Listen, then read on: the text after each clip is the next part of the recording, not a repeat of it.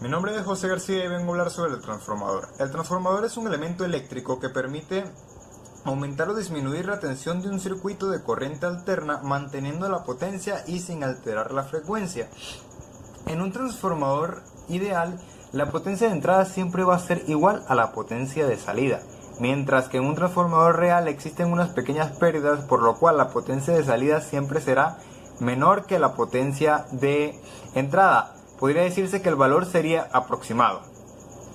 El transformador está constituido por dos bobinas de material conductor enrolladas en un núcleo constituido de material ferromagnético. El núcleo está hecho por láminas de acero al silicio generalmente, las cuales están cubiertas de una resina aislante y están unidas unas con las otras, pero aisladas eléctricamente entre sí.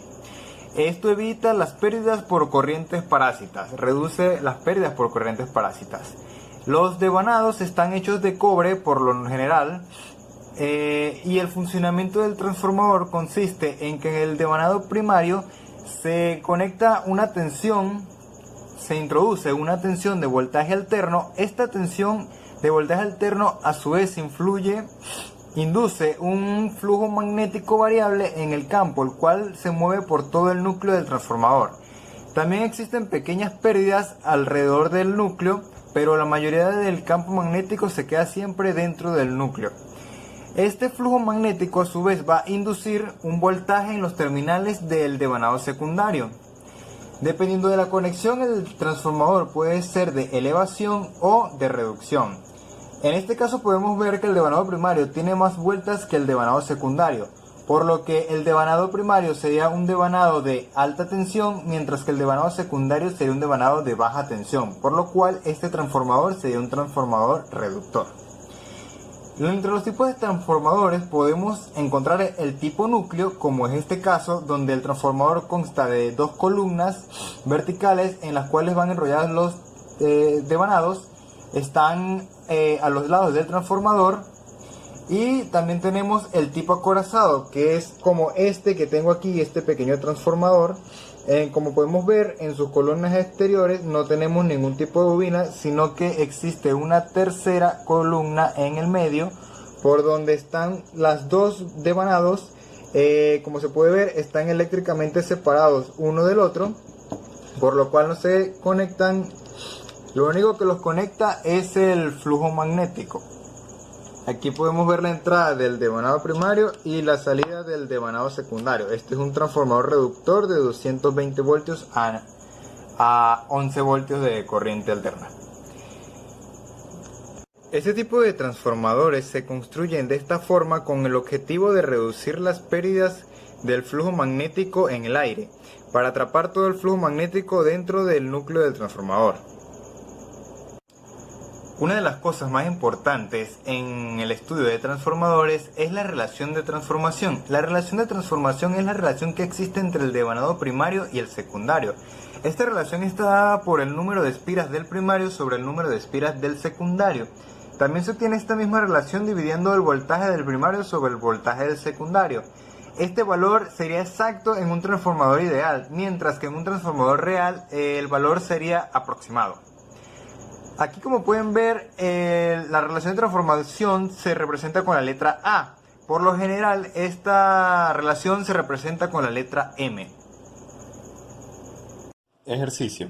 Se dispone de un transformador monofásico de 250 kVA con una relación de transformación de 15.000 entre 250 voltios y 50 Hz, que tiene unos parámetros de RCC, resistencia a cortocircuito 18 ohm, y XCC, reactancia en cortocircuito 31.17 ohm. Calcular la caída de tensión relativa en RCC y XCC, la caída de tensión a plena carga con un factor de potencia 0.8 inductivo, la tensión secundaria en el caso anterior y la caída de tensión a media carga y tensión secundaria correspondiente con un factor de potencia 0.6 capacitivo. Comenzamos. Calculamos la caída de tensión relativa en RCC y XCC. Tenemos la fórmula correspondiente.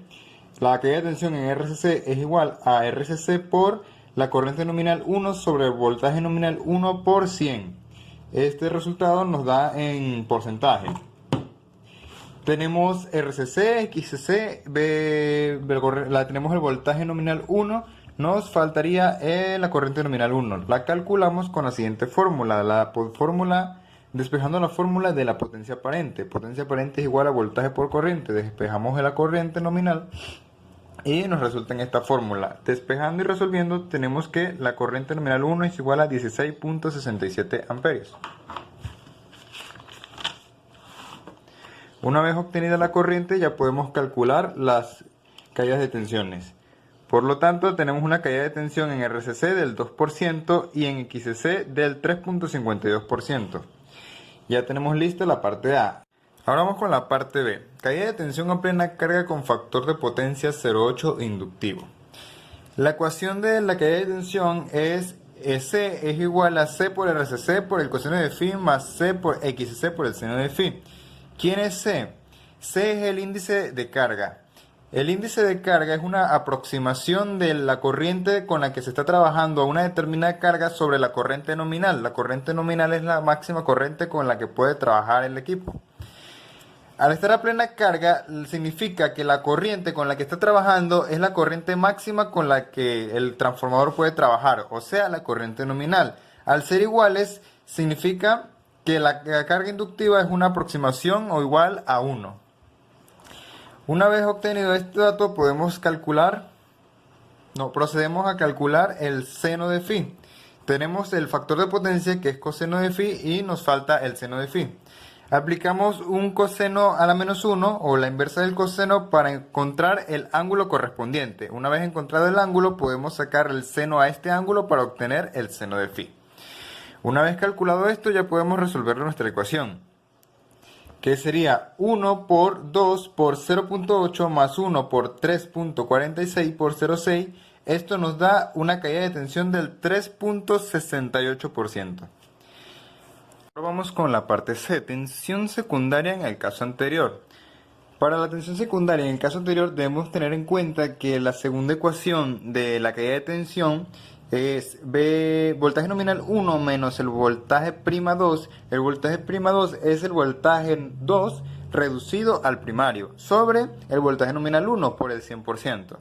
Esto es igual a la ecuación de C por RCC por el coseno de phi más C por XC por el seno de phi, la que habíamos usado anteriormente para calcular la caída de tensión. Bueno, aquí ya podemos despejar los datos que ya tenemos. Tenemos el voltaje nominal 1, tenemos la caída de tensión, por lo tanto nos faltaría encontrar B' de 2. Bueno, para encontrar B' de 2 debemos despejarlo de la ecuación. Este 15.000 que está aquí dividiendo pasaría a multiplicar, mientras que este 100 que está multiplicando pasaría a dividir. Nos quedaría algo de este modo. Una vez despejado, volvemos a despejar aquí, sacamos este resultado de aquí, nos daría 552. Luego ese 552 lo pasaremos a restar y B2 nos daría igual a 14.448 voltios.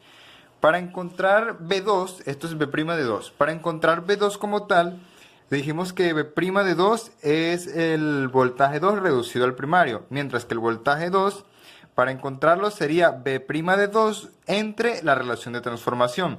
Como vimos anteriormente, tenemos una relación de transformación de 15.000 entre 250 voltios. Aquí podemos comprobar que esto nos da una relación de transformación de 60. Aquí podemos ver B2 es igual a 14.448 voltios entre 60. Esto nos da un voltaje 2 de 240,8 voltios. Ya para terminar tenemos la parte D, que dice caída de tensión a media carga y tensión secundaria correspondiente con un factor de potencia de 0,6 capacitivo. Primero que todo calcularemos el seno de phi. ¿Cómo calculamos el seno de phi? Aplicando la misma solución del caso anterior. Con el coseno a la inversa del factor de potencia, esto nos da el ángulo correspondiente. Una vez teniendo este ángulo ya podemos calcular el seno de ese ángulo, que sería phi en este caso, para obtener el seno de phi, que es 0,8. Aquí nos da a la inversa del caso anterior, esto solo es una coincidencia. La caída de tensión en este caso dijimos que nos dice que está a media carga, por lo tanto colocaremos en C, colocaremos un medio por 1 medio por RCC por el coseno de phi, menos, en este caso, ya que es capacitivo, 1 medio de 3.46 por 0.8. Esto nos da una caída de tensión del menos 0.784%. Luego calculamos B' de 2 para poder hallar B2. Utilizamos la misma ecuación del caso anterior. Tenemos aquí que tenemos que despejar B' de 2 para poder encontrar B2. La despejamos del mismo modo que hicimos en el caso anterior. Una vez encontrado B' de 2, que nos da un voltaje de 15.117 voltios, esto por lo tanto significa que B2 será igual a la B' de 2 sobre relación de transformación, lo que nos da un voltaje de 251,95 voltios.